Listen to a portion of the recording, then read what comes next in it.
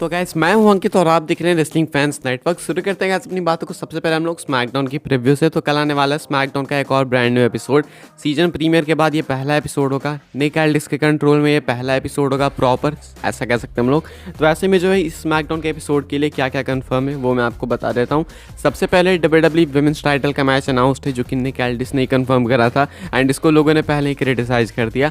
Charlotte flare versus इयो sky का match, इयो स्काई टाइटल यहाँ पे डिफेंड करेंगी।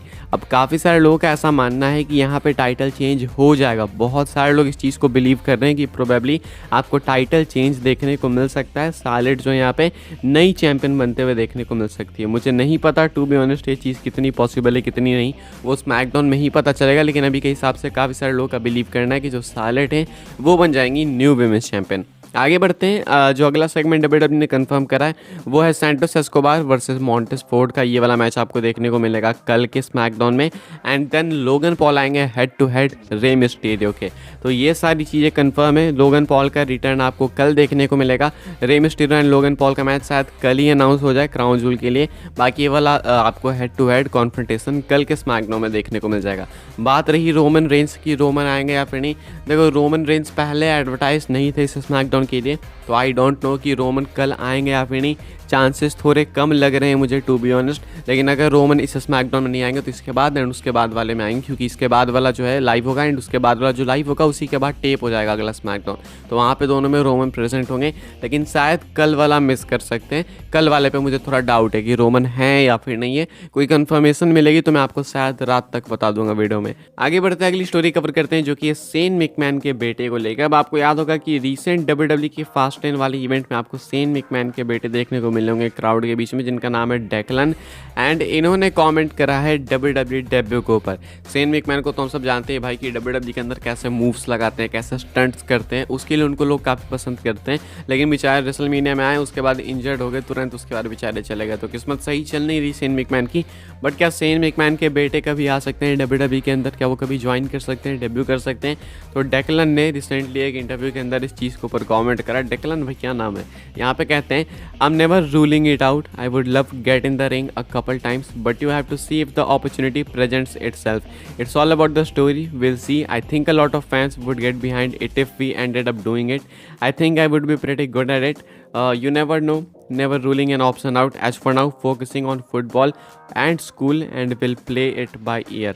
तो कहते हैं यहाँ पे डेक्लन कि अभी जो है वो ऐसा इसको डिनाई भी नहीं करेंगे कि नहीं भाई मैं WWE कभी ज्वाइन नहीं करूँगा। ये कह रहे हैं कि रिंग में आना मैं ज़रूर से पसंद करूँगा एंड मुझे पूरा बिलीव है कि फैंस भी उस चीज़ को पसंद करेंगे।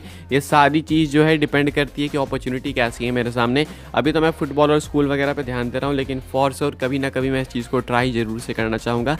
एंड इन्हें पूरा बिलीव है कि वो बहुत बड़ा मोमेंट होगा इनके लिए भी और फैंस के लिए भी। तो डेक्लन जो कि अच्छी खासी फिजिक में, भाई अभी इस एज में भाई वहाँ के लड़कों की ऐसी फिजिक कैसे हो जाती है भाई? हमारे यहाँ लप्पू से हमें देख लो वहाँ पे कैसे ऐसे हो जा रहे हैं, मुझे समझ नहीं आ रहा। तो ऐसे में जो है डेक्लन यही कह रहे हैं कि वो WWE को ज़रूर एक टाइम पे ज्वाइन करना चाहेंगे। बस अभी वो थोड़ा फुटबॉल एंड स्कूल वगैरह पे ध्यान दे रहे हैं। आगे बढ़ते हैं गाइस, बात करते हैं अगली स्टोरी के बारे में जो कि अपनी जुड़ी हुई है क्राउन जूल को लेके। कुछ टाइम पहले मैंने आपको एक न्यूज़ दी होगी, एक अपडेट बताई होगी कि ये जो करंट ऑन गोइंग्स चल रही है इसराइल फिलिस्तीन के बीच में, इस वजह से कहीं ना कहीं क्राउन जूल शायद से अफेक्ट हो सकता है। कम चांसेस है लेकिन आपको पता ही है कि कुछ भी हो सकता है सऊदी अरेबिया मिडल ईस्ट में। तो ऐसे में जो है इसको लेके एक और नई अपडेट आई है। अभी तो सब कुछ सही चल रहा है वैसे, WWE क्राउन जूल कराने वाली है। अपडेट जो निकल के सामने आई है वो है रेसलिंग ब्लॉग की तरफ से एंड यहाँ पे बताया गया है WWE is still monitoring and keeping a very close eye with the current situation going on the Middle East. Reminder that WWE will be heading to Saudi Arabia in 2 weeks. तो यहाँ पे बताया जा रहा है कि WWE जो है अभी भी काफ़ी क्लोज तरीके से उस चीज़ पे नज़र बना के बैठी है, काफ़ी बारीकी से देख रही है, एक एक चीज़ मॉनिटर कर रही है कि आखिर मिडल ईस्ट में क्या चल रहा है, क्या क्या हो रहा है, वहाँ पे कंडीशन है इवेंट कराने की या फिर नहीं, क्या अगर हम वहाँ पे जाएंगे तो चीज़ें सेफ रहेंगी या फिर नहीं। एंड अभी भी क्राउन जूल 2 हफ्ते दूर है तो WWE इसको और अच्छे से देखेगी। वैसे तो ये इवेंट होने वाला है, WWE कैंसिल नहीं कराएगी, सब कुछ डन ही है ऑलमोस्ट। तो कैंसिल होने का कोई चांस बनता नहीं है, ना ही पोस्टपोन्ड होने का। अब पोस्टपोन्ड के शायद थोड़े से चांसेस होंगे लेकिन मुझे नहीं लगता है कि ऐसा कुछ कंडीशन बनने वाला है। तो ऐसे में समझ के लो कि क्राउन जूल हो जाएगा, कोई प्रॉब्लम है नहीं। लेकिन स्टिल WWE जो है मॉनिटर कर रही है चीज़ों को काफ़ी फोकस कर रही है चीज़ों पे कि भाई सब कुछ सही है या फिर नहीं, क्योंकि सुपरस्टार्स की सेफ्टी सबसे पहले है भाई। आगे बढ़ते हैं, बात करते हैं अगली स्टोरी के बारे में, जो कि है रॉयल रंबल 2024 को लेके नए बैटिंग ऑड्स निकल के सामने आए हैं men's and women's royal rumble match को लेके। मुझे लगा आपको बता देते हैं। तो ये बैटिंग ऑड्स क्या है वो मैं आपको दिखा देता हूँ स्क्रीन के ऊपर, पता नहीं इतना समझ आएगा या फिर नहीं, लेकिन मैं आपको बता देता हूँ, ठीक है। तो मेंस वाले बैटिंग ऑड्स में एले नाइट एंड रॉक, ये जो दोनों हैं वो टॉप पे हैं रॉयल रंबल जीतने के लिए, यानी कि दोनों फर्स्ट पोजीशन शेयर कर रहे हैं प्लस 250 के ऑड्स के साथ 5/2 के ऑड्स हैं। उसके बाद गुंथर आपको देखने को मिलेंगे 4/1 पे, ड्रू मैकिंटायर एंड जे उसो दोनों 5/1 पे हैं। देन आपको देखने को मिलेंगे Sami Zayn and Cody Rhodes 5/1 and 6/1 पे।